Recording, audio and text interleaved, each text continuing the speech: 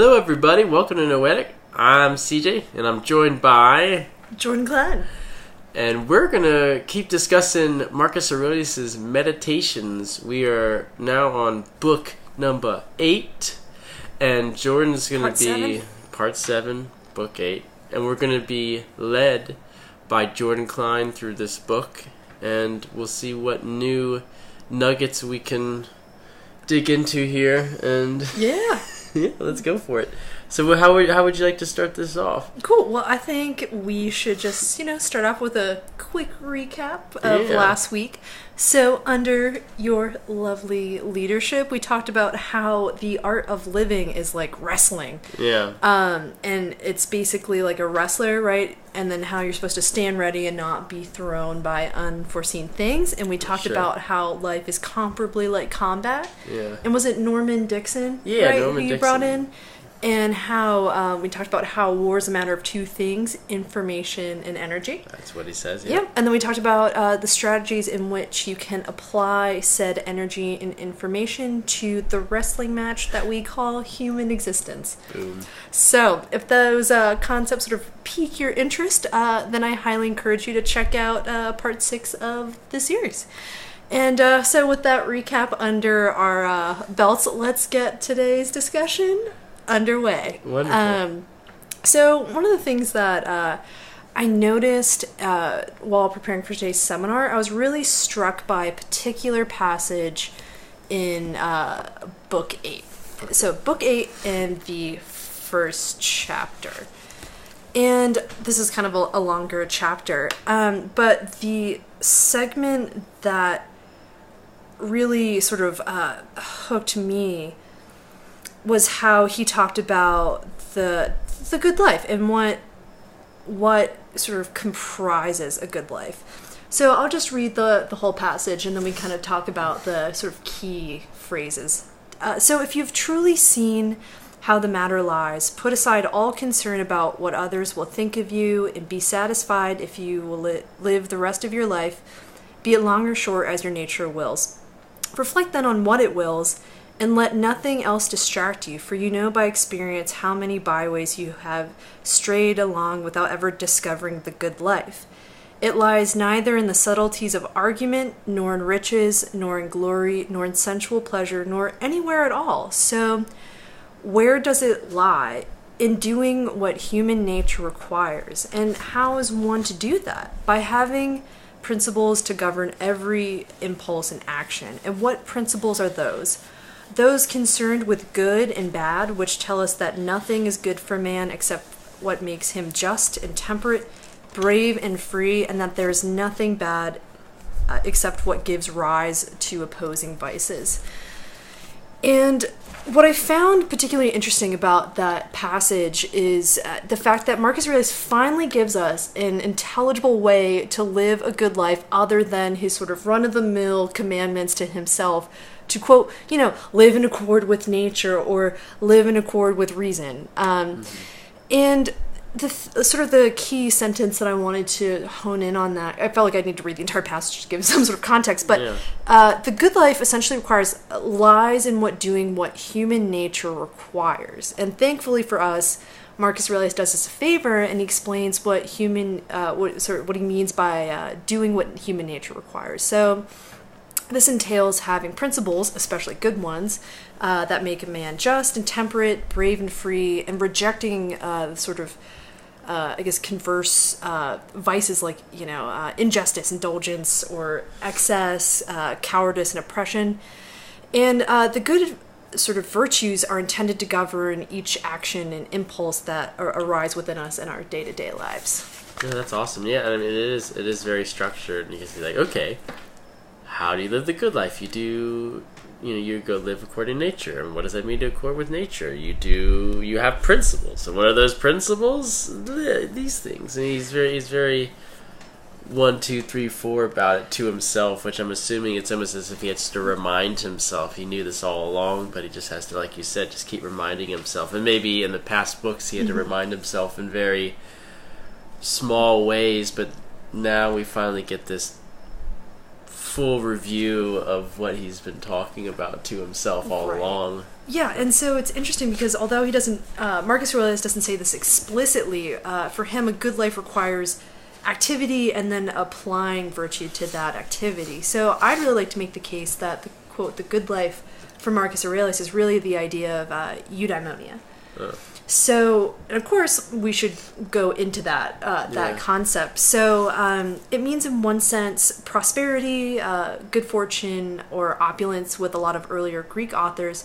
But in another sense, it means true or full happiness. So I think that the latter definition is what we want to work with here. Like human flourishing, happiness. Yeah, exactly. Okay. Yes, precisely. Human flourishing. And so here are a few things that, and we don't have to answer all these, but these are a few things that sort of came to mind as I was thinking about Book 8 and eudaimonia. And that's, can we think of the good life or happiness as an activity? And can we think about happiness as sort of like the end of our sort of human activity? Right. Or can happiness be both an activity and an end?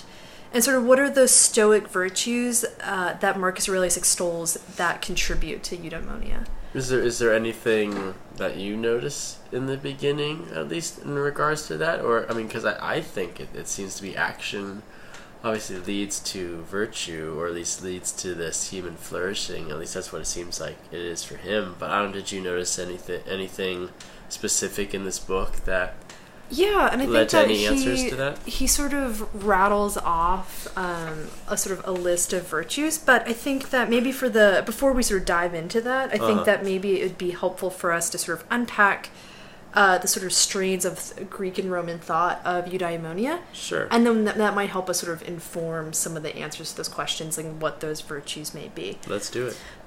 So with the sort of Aristotelian view, we have virtue combining with reason and anger, and that sort of, and some anger actually, of all things, and that kind of contributes to happiness or eudaimonia.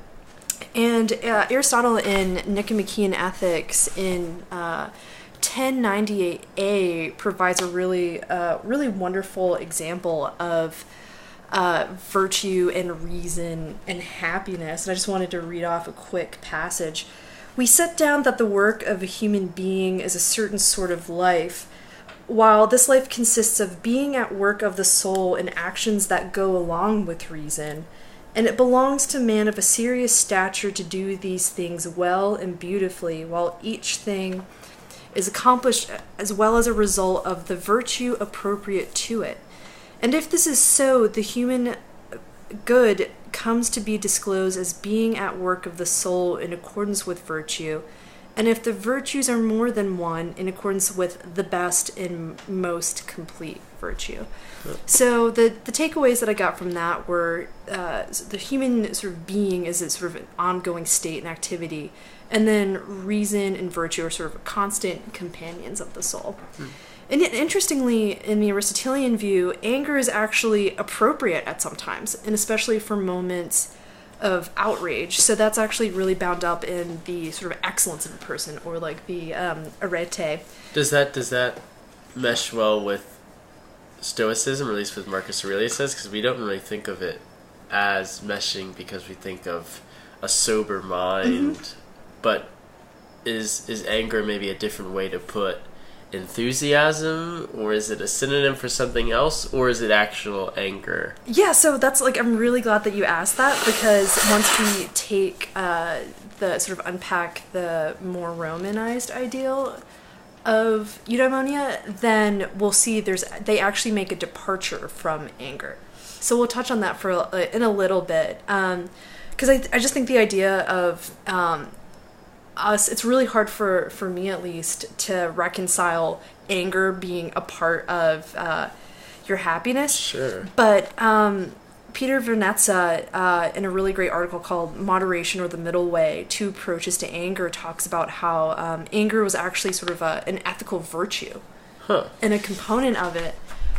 So there are people who would have had eudaimonia and would have achieved excellence or arete. Like, I think a really good example would be Achilles in the Iliad, where he is just, I mean, the opening lines of the Iliad are, "Anger be now your song, immortal one, Achilles' anger, doomed and ruinous, that caused the Achaeans loss on bitter loss and crowded brave souls into the undergloom." Huh. And the whole opening of that is Achilles is just absolutely incensed that Agamemnon takes his captive Briseis from him. So we see that a man who might have been really well accomplished and fit the sort of mold of eudaimonia was a really angry guy and caused huge casualties for the Greeks because of his anger. So it doesn't sound like a positive thing. No, not so much. But it all sort of plays into that small. But it was appropriate anger because he had his slave, who was his prize, taken from him, and he was outraged over that sort of insult to his worth and his own excellence as a fighter. Okay. And even Diomedes, who's like personally like one of my favorite figures in the Iliad, prays to Athena on the battlefield and instills a sense of rage with him that fills him with a bloodlust 3 times as furious, and he sort of charges into the ranks, so lion-like Diomedes plunged upon the Trojans. So in the Greek mindset, it's really interesting because we see that anger being a part of excellence in action. Mm-hmm. And do you see that at all in Marcus Aurelius? Or do you think that's where it gets synthesized into something completely different, where they say, well, actually, anger might not really be the thing? Because you even think of like Cicero too, who wrote a lot about anger as well, and I don't know if they gel with it as much, or maybe they don't. And that's the interesting thing, is that they take a departure, and we see in the Odyssey, actually, this is sort of almost a counterexample, is where Odysseus just receives just insult after insult and abuse after abuse when he's disguised as a beggar in Ithaca, and he's walking to his own palace disguised as a beggar with his swineherd friend Eumaeus, and a suitor kicks him pretty much off the side of the road, and in that moment he just is hobbling along, debating in his mind whether or not if he should just beat the brains out of this suitor with a stick or a stone nearby, and then he quote controlled himself and bore it quietly. Mm-hmm. But then we would argue too that he then just goes to annihilate all of them at the end. So in a sense, it's like hold it back, and now I'm just gonna kill them all. But then again, if you think it's anger, but in moderation, right? Yeah. So you think of like a Marcus Aurelius or anybody like that who would have to have combat in some way. I mean, obviously he led an army. Granted, I don't know if he was in the back or forward charging, but you would have to suspect he's at least seen action. So maybe it is, like you said, a controlled aggression in some way. And he had to. I mean, obviously, I think the Odysseus is a great example, just because he had to, in some sense, I don't know, just keep going and all those years, and had to, in a sense, I think it was Italo Calvino, the Italian writer, who said that like a lot about the Odyssey is just remembering the journey, that he has to remember where he's come from and keep that in mind as he's going. And maybe that's something similar to Stoicism in some place. You have to like remember the journey and not get too carried away, but remember where you're going. And maybe that's too eudaimonia or virtue. To be your Ithaca or whatever. Yeah. Right, yeah, and that's super interesting. And so now we can finally get to the Stoic view where... Okay, so we had anger, and that was positive. Yeah, so if we kind of almost think of it in a sort of, I guess, like a formulaic sense, so we had the Greek sort of formula for eudaimonia, which was virtue, reason, and then kind of almost in parentheses, some anger, which equals eudaimonia. And then for Stoicism, we have virtue and reason without the anger, and that sort of creates the sense of eudaimonia. Okay. So what examples do you see, at least in about anger, that kind of counter the Greeks? Because at least I see like chapter 4 and 5. There's a lot of bits where he's just like, like even if you get angry, they're gonna carry on anyway. I think that's chapter 4 at least, and then the fifth chapter right after that, he has to say, I got to remind myself, just at least in my translation, he says, remind yourself of your duty to be a good man and rehearse what man's nature demands. Then do it straight and unswerving, or say what you best think right. Always, though, in kindness, integrity, and sincerity. And I think that goes back to the first little chapter where he says, what do I have to do? I gotta go according to nature. And how am I going to do that? By upholding certain principles, right? And I have to govern my actions in the way that I go. So in a sense, it's like he has to govern anger. He can't let it go as wild as perhaps Achilles would have. Yeah, exactly. So that's where we see this sort of departure, because the one thing that I really enjoy about Stoicism is that there's not really any point where Stoics say you can't show or have any emotion. They just say that you need to sort of acknowledge the sort of processes that are happening when you feel an emotion like anger. Right. So it's not that you can't feel anger, it's how do you sort of channel it. I like that. It's and again, even a minor thing too. Just the way he phrases things, I think, goes in with your argument well. Because he even taught, I think, chapter 12. It opens up. Maybe our translations are different, but I think it gets the same thing. At least mine says, when you are reluctant to get up from your sleep, remind yourself that it is your constitution and man's nature to perform social acts. But that beginning, when you are reluctant to get up from your sleep, he doesn't say, don't feel reluctant when you get up from sleep. Right, there's no guilt tripping. Yeah, right? You're going to feel this, and then you have to remind yourself of what your nature is. And I think that goes back to what you're saying, is that these emotions happen, but then the real act is how do you respond to them, or how do you govern them? Yeah, exactly. Which is cool. Yeah. So that's the thing, is that it's interesting because I think that if you don't look at it carefully enough, then you can get the impression that Stoics just said, just never have any sort of feelings. Oh, yeah. Literally at all. But it's really just, I think that it's almost sort of like flashes of feeling and emotion that you sort of try to like process one feeling, one impulse at a time. Yeah. There's a lot of exercises in this chapter, at least, that has him asking himself that, or like I said before, reminding himself. I think it was chapter. Let me see if I can see where it was. It might be chapter. I think the chapter right after that, chapter 13, where he says, it's exactly what you're saying. He says, constantly test your mental impressions, each one individually if you can. Investigate the cause, identify the emotion, apply the analysis of logic. In that sense that you have to go, as you said, take that emotion that you're feeling, and then say, okay, what was that caused from?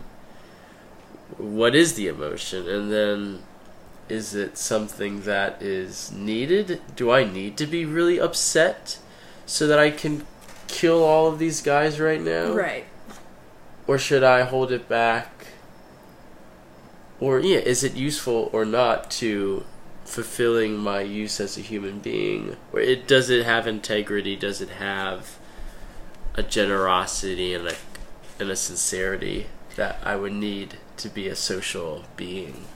Yeah, exactly. So what I guess it's sort of the ultimate question is, with every single time you have some sort of a thought or an impulse to do or commit a sort of action, is is what to what end? What is this accomplishing? Yeah. And it's if it's one of those things, is it my common good? Is it the common good, or my sort of eudaimonia? What end is it serving? And do you think that the your good and the social good are like coincide together in some way? Yeah, I think that if we sort of, not to delve too much into the metaphysics, but if we can think of ourselves as one part of sort of the whole, then what's good for us is good for the whole, and then conversely, what's good for the whole is good for me. Then that's great, because that refers right back to earlier books where he keeps referring to that, and I'm sure he does in this one as well. I can't recall, but he does. I think it's not necessarily explicitly stated in this book, but it kind of reminded me of the prior book of sort of like what's good for the sort of bee is good for the hive. Right. No, exactly. And that's a very fascinating facet that I found, at least in this chapter as well, is that we get this idea of the social animal, or at least the idea of being that you are a social person, and that is part of what human nature is about. And I think it was I think it was in chapter 12, the same one where he's talking about being reluctant to sleep.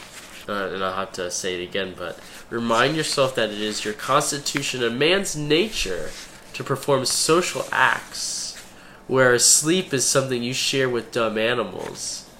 Right. So the sense that... So there's a sense that it's almost Aristotelian, right? In that there are things that we share in common with animals. So that could be the impulse to...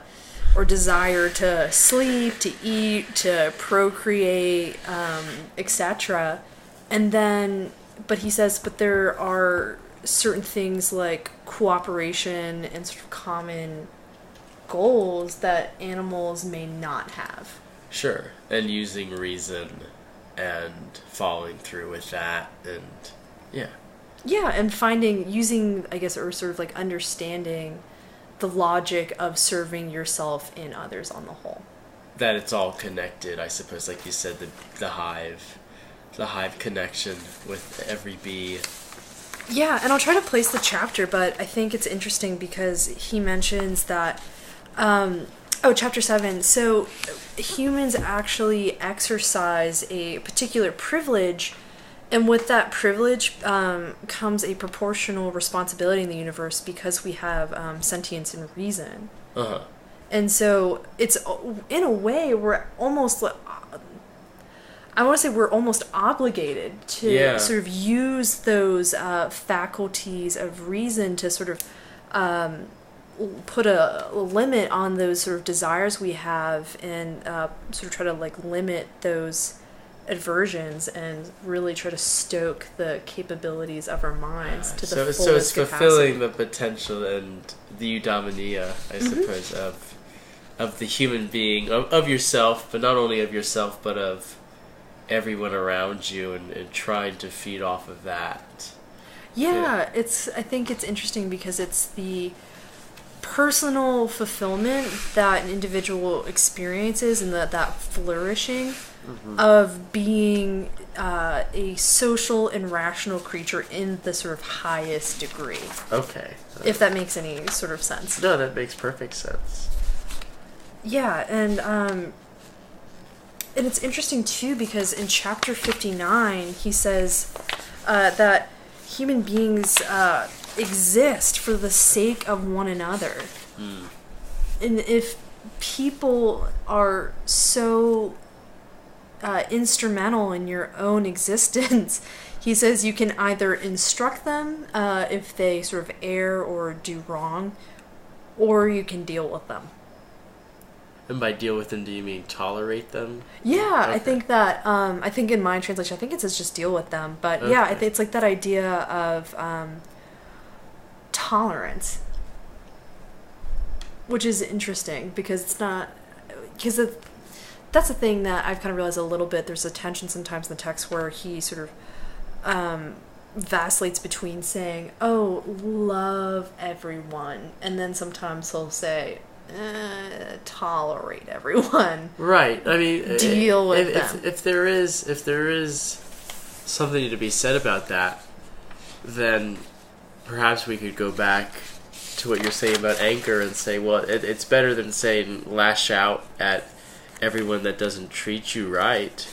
Mm-hmm. It's the opposite in some sense, would you say? Where it's just letting it go, letting it happen, letting that person kick you to the floor, and being fine with that, and realizing that it's my obligation to serve that person and to tolerate them. We're born for the sake of each other, even if it is the sake of being kicked to the floor or something like that. Yeah, and I think that I looked to a lot of Seneca today. Okay. And he has this one really wonderful work called De Ira, and it's...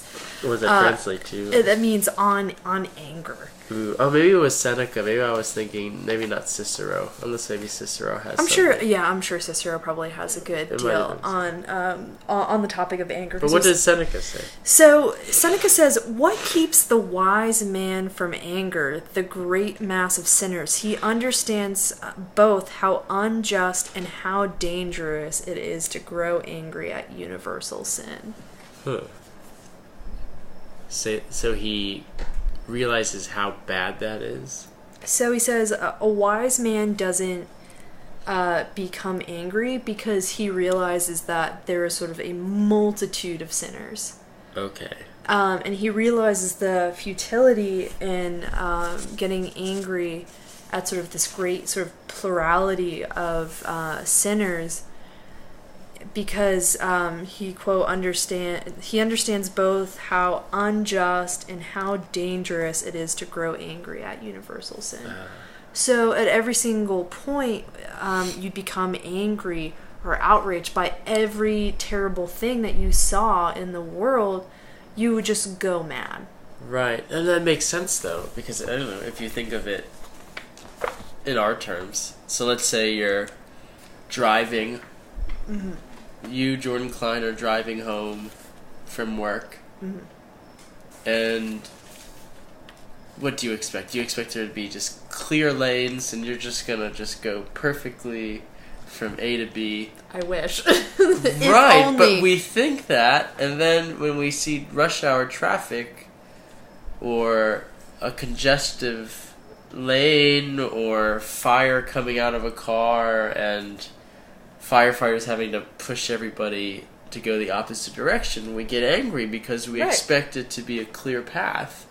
Right. But if we go against that and say, well, I'm going to expect anything, or it's not going to, if you say to yourself that there's not really much of a surprise because that stuff can happen and does happen, then you're less prone to be angry. And I think that sounds like what Seneca is getting at. Yeah, and I think even Marcus Aurelius says that you should pay attention, which is interesting. He says, listen to people's thoughts and ideas and opinions on sort of important things like life and death and virtue and vice. I think it's chapter 14. Okay, and he says, pay attention to those because that's going to sort of predict how people are going to act. Yeah, and to not be surprised if they do. Right. So if someone bless you. Thank you. So I mean, if someone has bless you again. Thanks. So I mean, that's the thing. If you can kind of rehearse or try to predict how people will act, then you can almost rehearse or expect a certain response. Sure, but then there's the very interesting thing too, where sometimes people don't act as they should project themselves, right? They'll do something completely unpredictable. So then what do you do? Is it just expecting that anything can happen with human beings and it's okay to give them the benefit of the doubt sometime, or? Yeah, it kind of makes me wonder whether or not if those who project a certain way and then act another way, sort of like an interior life or something like that. Yeah. Maybe they, like Stoics, would just chalk that up to being irrational. Sure. Because not everybody is rational. Maybe that's not a limitation to Stoicism, but we have to realize that not everyone is a completely rational human being. It's almost like the whole capitalism thing where it's like, not everyone acts according to reason in the marketplace. We're not all rational right beings. We all, in some ways, act irrationally, even if you want to chalk up anger to being that. Yeah. So maybe I'm just being really specific and nitpicking, but I think Marcus Aurelius does give some sort of leeway when he says just really observe somebody, at least in chapter 14, what are their beliefs, what's good and what's bad, what's their constitution, how do they view pleasure and pain, fame and obscurity, life and death.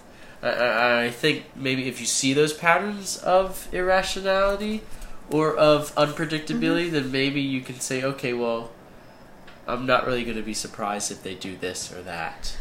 Right. And I think what's interesting is in chapter 48, he talks about how the mind can become a stronghold if you can retreat into reason and sort of the powers of your own mind. Okay. And then it's interesting because he says pretty much that those who fail to see it are, quote, merely ignorant. But one who has seen it, the possibility or the power of being able to retreat into your own mind and into reason, but one who has seen it and fails to take refuge there is beyond the aid of fortune. So for him, I think it's a combination of people are unwittingly irrational, and they sort of are unaware that they're irrational, or people who see that option of being rational and choose not to take it. And to those people, he just says, good luck. Sure, and I'm sure he's seen people like that in his time being an emperor, those that know that what they're doing is wrong or that they're being corrupt, but they're going to do it anyway. And that's the interesting little facet that I think you're getting into as well, where, I mean, do we have to just tolerate everybody?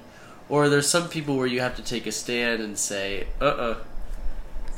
take a hike, I can't work with you, right? Because you are in complete knowledge of what you're doing, and you're choosing not to be a good person and be in accord with human nature and in accord with the hive. Yeah, and it's interesting because I think that he, and especially in this chapter, he points to several instances of sort of earthly or political ambition. So I think that someone, okay, like we could just say like maybe like a politician or like a senator, in Rome, who just kind of, tramples on his colleagues to sort of get that bureaucratic position that he really wants because he, wants a new villa. Sure. I think that that's the sort of thing that when maybe if you act in a way that is actively injurious to the whole or sort of the plurality or humanity, then it's acting in a way that ultimately doesn't contribute to your own happiness. And yes, it's irrational, but I think it's that those people who sort of act on those urges are catering towards earthly ambitions. Okay. No, and I think that's one thing he gets into too, which is that even if those people do quote unquote get ahead and he gets that villa,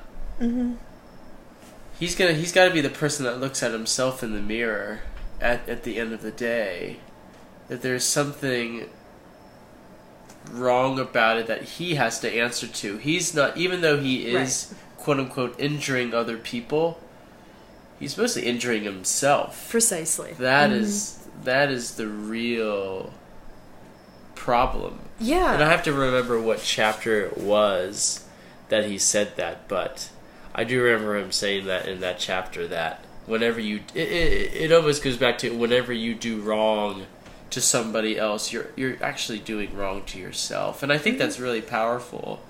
And in some way you can look at that, and I don't know, if anybody does you wrong, it's almost as if you have pity, where you just kind of say to yourself, well, they have to look at themselves in the mirror tomorrow or the next day. They have to live with the actions that they've done in some respect. I mean, you still, obviously, I think Marcus Aurelius, you still tolerate them and see them as a whole, but you just realize that they're causing themselves more pain than they are causing you pain. Yeah, and I think it's interesting because in chapter 3 he talks about Alexander the Great and Caesar and Pompey, and then he compares them to Diogenes and Heraclitus and Socrates. And he says that the sort of philosophers really concern themselves with like matter and cause and reason, and they were self-determined. And then he says for Alexander and Caesar, consider how many cares they had and to how many things they were enslaved. Yeah. Do you remember or have any knowledge of what Alexander wanted when he died? I don't know. Or that's a very big question. But I remember I heard some. It might be apocryphal. I can't remember if it's true or not. But I remember when he was dying, or at least close to death, he said, "When you take my casket, or whatever it is, when you take my casket out, leave one hand out of the coffin to let everybody know that whatever riches you have, that in the end you're going to be left with nothing in your hands at the end of the day. Like you can't take it with you. You can't take it with you, so he said, I want that empty hand out. And I think that's what Marcus Aurelius is getting at there, is that look at all those riches they had, but at the end of the day, it was just a burden. Yeah. They were just and like enslaved. those things, and it's not even just riches, it's like political power. Well, of course, it's like of all ironies, he is the emperor of the Roman Empire. So but he has to remind himself of that. Yeah, of exactly. that empty hand sort of thing. That no matter what, you're going to be left empty-handed. So what do you focus on? What's most important? Right, goes back to the first chapter. What's most important? Yeah, what's most important? I think it's interesting because this is a segment that I focused on in the sort of opening of our talk, but he actually is very self-conscious of the fact that he's not a philosopher. He says that he falls short of it, and he even feels sort of inadequate. He thinks of himself as sort of tarnished, and he says that your calling counts against it. So meaning that his sort of rule as emperor is sort of he realizes it's sort of incompatible. Contradiction. Yeah, with so the philosophy and his sort of rule isn't. They can't work neatly together. Does that negate the effect of the text for you, or does that humanize Marcus Aurelius for you in some degree? Good question. I would say that it humanizes him in my mind, because I think that he's writing. I think that he's kind of working out practice and theory in this text. I think that a lot of and this is just my own personal opinion, so this is not anything that is like super couched in any sort of like fact.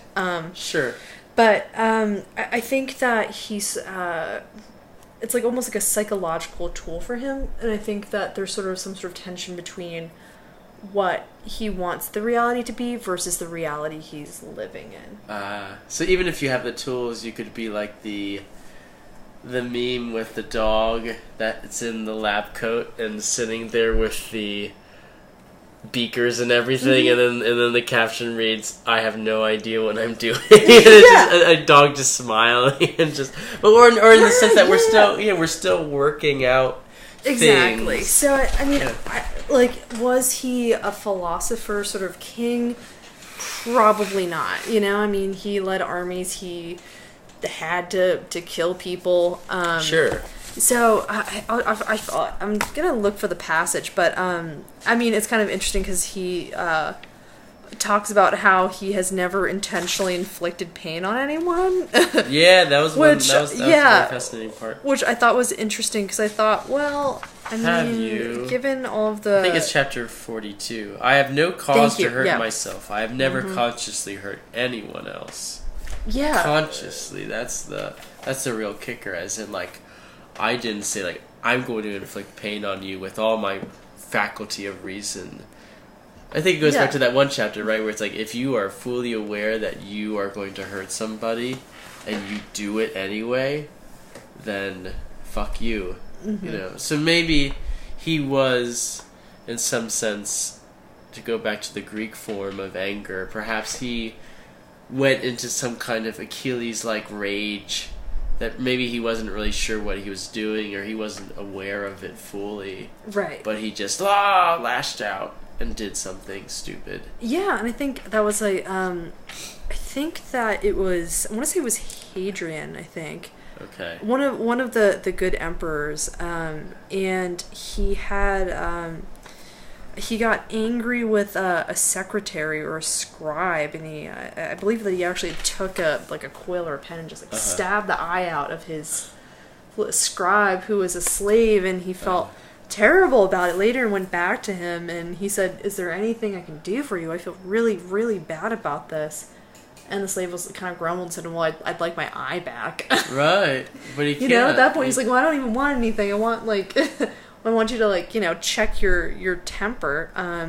So it's interesting because I think that we tend to place a lot of these Roman emperors sort of on these pedestals, but they're very flawed. Yeah. Sure. I mean, I'm curious. This might be a silly exercise, but I'm curious at the back of your edition, how it describes this text is, because at least mine, I had the Penguin edition, the Penguin Classics edition of Marcus Aurelius' Meditations, and one of the parts that goes to what we're talking about, it says, "The Meditations of Marcus Aurelius offer a remarkable series of challenging spiritual reflections and exercises developed as the emperor struggled to understand himself and make sense of the universe."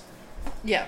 Emphasis on as the emperor struggled to understand himself and make sense of the universe. Yeah, that he wasn't succeeding. In my translation is the Oxford University Press, and is there any mention of struggle? It talks about how it's pretty much like sort of a spiritual diary and a historical document. So I think that we need to keep the sort of historical context in mind and remember that he had lots of other things sort of on his plate. So I think that the sort of reconciling of philosophy and his sort of everyday duties in life, I think, is sort of worked out on these pages. Yeah, and I think that's a beautiful thing too.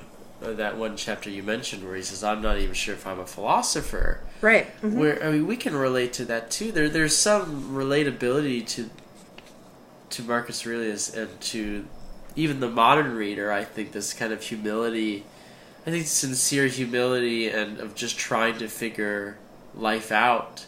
Mm-hmm. And I think that tone that he gives throughout this work is in some respect how we all treat ourselves sometimes. Yeah. And it gives... Yeah, in what way? Yeah, in a sense where you say shit, I didn't really do good today. I have to do better tomorrow. Or, get yourself out of bed. What are you doing? Mm-hmm. You're just sleeping in, and you have so much in store for the world. Or, you know what? I don't think I've consciously... I think that's the emphasis. I haven't consciously hurt somebody, but there's been some times where, out of sheer anger, I have, out of this irrational, cloudy anger, I have done something. There's this humanizing factor. Yeah, that absolutely. He is, even though he is an emperor and he is extolling these virtues, it's mostly, like you said, a tool that he's trying to use, and that sometimes he doesn't use it right, or he goes about and does something else. But he's trying to work out how to be a human, and he happens to be an emperor. Yeah, and I think that a lot of good things that he talks about, and sort of we could potentially list off some virtues to look at are sort of, moderation and bravery. I thought independence was a really good one. But then in chapter 51, he also says simplicity and kindness and reverence are equally important. Mm-hmm. In sort of the respect of cultivating these sort of virtues. And in chapter 26, he refers to goodwill as being a virtue as well. Sure. Do you think that connects to the whole idea of being a part of the whole in some respect? I think it's it's interesting because the independence is obviously like asserting yourself as an individual and being independent and sort of having the manifestation of like your will and like your spirit and your animus was so ingrained in the Roman psyche. Yeah. But then there's also that sort of like almost like submission when you have goodwill to others, because it's sort of you're bending your knee to like the universe, which is like a greater power than yourself. Toleration of others in some respect. It's almost like, I mean, if you use that bee analogy, it's like being the individual bee, but at the same time realizing that you are part of a bigger hive and you all have to work together to collect the wax and the honey in the end, in some respect. Yeah, and I think that in terms of sort of like that idea of work is really interesting because Seneca in his letters writes, "No man's good by accident. Virtue has to be learned." It makes sense. I mean, which makes me sort of question if, sort of going back to like one of our previous questions, is can we think of eudaimonia and the virtues that accompany happiness? Is that sort of an ongoing thing? Is it an ongoing sort of like process that's sort of continuously happening and sort of like transforming? Yeah. I mean, it sounds like, at least with Seneca, he's like, yes, it is. It's a process. And I think Marcus Aurelius' writing, just the fact that he wrote this, and that we have this as your edition, your Oxford edition said, a spiritual diary. Yeah. It's a diary. It's this day-by-day constant progression, or not, but constant reevaluation of himself. And, as we've seen in this book, creating little exercises so that you can look at yourself or look at your actions and see what you're doing and whether they line up with what you've been put on this earth to do. And if they don't, then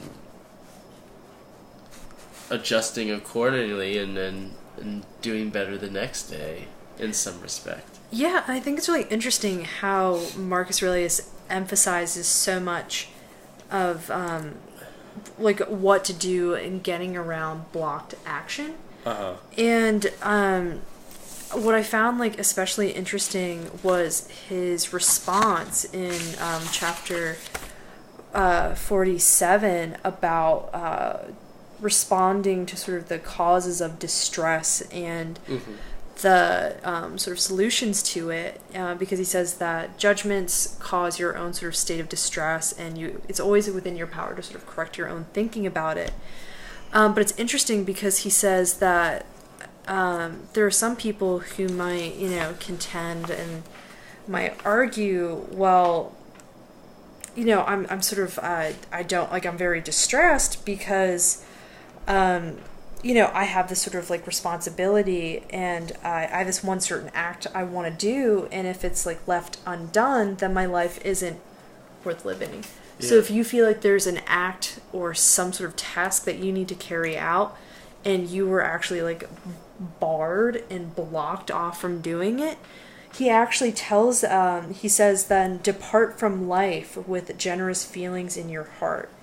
And then in a way that death, which I would assume is suicide, as removing yourself from life, is that your death can actually affirm that incomplete action, and that it's a little bit paradoxical, but in sort of dying for that unfulfilled act, you're sort of like completing it, or you're fulfilling it, in that you're sort of asserting your will. And seeing this text as a historical document, as Oxford said, is that in line with the Roman view of suicide as some? Yeah, actually, that's a really great question, because I actually have sort of talked about in my notes talk about the Pisonian conspiracy, which was during the reign of Nero. So basically, when things started to go south during Nero's reign, there was this conspiracy that started sort of taking root.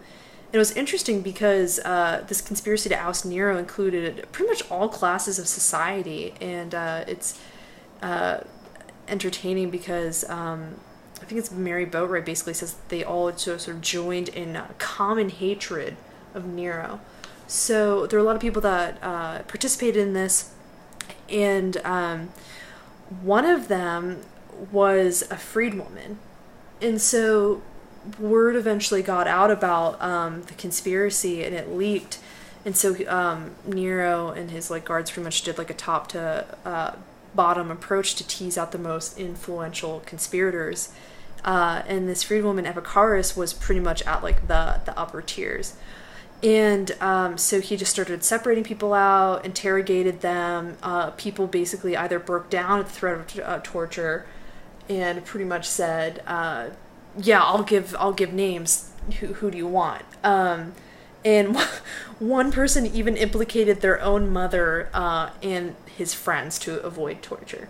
So this freedwoman refused to implicate anyone. She just absolutely just refused to talk. And I wanted to read this passage just because it was just exceptionally powerful. And what was it from? It was this conspiracy. Okay. So Nero found out about this conspiracy, and basically just the sort of head honchos at court were trying to figure out, okay, who's at the tippy top of this, and we're going to get names, and we're going to basically stomp out and this. The text that you're going to read from? Oh, yeah, sorry. So this text is from Tacitus. Okay. Yeah. So Nero now remembered the information from Volusius Proclus and consequent arrest of Epicharis, thinking no female body could stand the pain, he ordered her to be tortured. But lashes did not weaken her. Weaken her denials, nor did branding, nor the fury of the tormentors being defied by a woman. So the first day's examination was frustrated. The next day, her racked limbs could not support her, so she was taken for further torments in a chair. But on the way, she tore off her breastband, fastened it in a noose to the chair's canopy, and placed her neck inside it. Then, straining with all of her weight, she throttled the little life that was still in her. So shielding in direst agony, unconnected with her and almost strangers, this former slave woman set an example which particularly shone when free men, Roman knights, and senators were betraying before anybody had laid a hand on them, their nearest and dearest. Huh. Wow. So she hung her or just strangled herself in some way to show that she wasn't giving up at all. And in that choice to do that, she made a statement.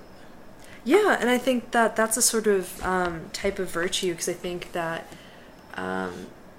in the modern mind, there's a tendency to sort of whitewash virtue. Yeah. And we only see it in sort of this entirely positive, sugar-coated light. Life-affirming, yeah. Yeah, so I think that this is life-affirming, but in a different way, and in a different mindset. Sure. I mean, it's also similar to the idea of Japanese suicide and the idea of honor. Mm-hmm. And I mean, it's very interesting. Like you said, we even whitewash the idea of suicide, that it's a negative thing, and we're not saying it's not, but it's fascinating. There's a Judeo-Christian lens that sort of I think that is ingrained in our sort of minds. But I'm glad you brought up that example and talked to us about this Roman view of suicide, because we have to remind ourselves as well, as much as we're doing philosophy here at Noetic, and at least in this text, that there's a historical background with Marcus Aurelius and what he's writing about at this time, and we haven't really, I don't think we've really touched on that a lot. I mean, we've referenced it from time to time, but again, I think it's great, at least in this particular part of our discussion, that you've brought up a lot of historical context and given a frame to Marcus Aurelius, because he isn't just writing these things down, in a vacuum. He's taking in all these different sources. Yeah, and I think that kind of helps to sort of color what virtue sort of meant to the Greeks and Romans, too. Yeah. Because I think that there are some times where we've sort of imported, obviously, like a ton of stuff from ancient thought, but then there are definitely some disconnects, So what I am interested, what I'm pretty interested in is exploring, those like sort of disconnects that we kind of have to stop and go, yeah. What? Wait a minute, are you sure about that? Yeah. Right, I mean, again, like you said, that chapter 47 at that end was, that's sort of a disconnect for us, where, we wouldn't think, oh, well, if that thing's in the way and you can't get past it, well, just end your life in a generous way, and as you're killing yourself, be peaceful about it. We don't really think that necessarily, but it's great because we have to confront that and say, okay, well, that's what we're getting, and how do we think about that, and how do we? There's obviously the visceral reaction to it, disgust, at least for me, disgust, or just like, that's a little silly, or but horror. Then you have or horror, or but you have to horror, think about it and say, okay, well, how does that work within the philosophy itself, and within that time frame, and within that context, and and like sort of what is it? I think that a major sort of question in this book, for me at least, was what was virtue, or like what were the, like things that were virtuous to Marcus Aurelius. And I think that one of those sort of sentiments was basically, if we look at eudaimonia, it's sort of like the human flourishing, right? Yeah. And you can kind of almost willingly sort of pluck yourself at the peak of your own sort of like flourishing, right? If you're sort of like, I don't know, like a flower or something like that. You're at the sort of the peak of your own flowering, and you're able to sort of seize that for yourself by ending your life before someone else can diminish your own flourishing. Ooh, that reminds me of this. There's this one author, Japanese author named Yukio Mishima, and he committed ritual suicide, like seppuku, at least, like the samurai sort of thing, but a lot of it in some respect, and he wrote about it too, and one part of it that played a factor was aging, and how he wanted to not undergo the failings of the body, and he wanted to, like you said, pluck himself at that peak, that physical peak, in some respect. Right. So there is that factor, I think, that's very fascinating, that even transcends just culture. And obviously he was very well educated, so maybe he read up on Roman views of and I think life, that there's definitely, it's like very present in Japanese culture. Because the Romans and the Japanese have like very, very, very similar, almost like parallel views on honor. But I think that also, so I think that sort of means that your honor is like your virtue, and like your integrity as a person. So I think that it's in a way it's very much all sort of interconnected. Yeah. Bless you. Thank you. Is there anything else that you wanted to touch on? Because I think I think I think that's probably a good place to close out. That's really it might seem kind of a bummed out way to end, but I think it's really great, because a lot of what we do in learning about this, I think even just anybody, a lot of what we do about learning is confronting, as much as we think of it as a nice adventure that we, our hand is held as we go along this wonderful world. A lot of it's just face to face with these things that perhaps we, like you said, aren't whitewashed or sugarcoated, and we have to in some way take it as it is and really dig deep and wonder and realize that, like, oh wow, that's valid. Oh wow, that's valid. Oh my gosh, that makes sense. Right. Holy crap. what does that mean about Yeah. me? What does that mean? Right? And I kind of think that sort of bring it full circle, I think it kind of speaks to the fact that, learning like life is, it's a grappling. It's not a simple dance, and it's not smooth. So I think that learning in and of itself is grappling. It's wrestling. Yeah. And I think that's kind of like what we're doing with Noetic. So we sort of bring up these sort of like hard or difficult subjects to discuss, but I think that's just what we discuss is just what everyone wrestles with and what everyone struggles with. Yeah, and we need to wrestle in order to live a fulfilled and well-rounded and happy life. Happy life. ultimately happy life. Exactly. Yeah. Wonderful. So, I think with that, thank you all for listening. And thank you, Jordan. Thanks, CJ. And if you like what you hear, download the Noetic app on Google Play and the App Store, or catch us on SoundCloud or YouTube. And thanks everyone for tuning in, and we'll see you guys next week. Bye. Bye for now.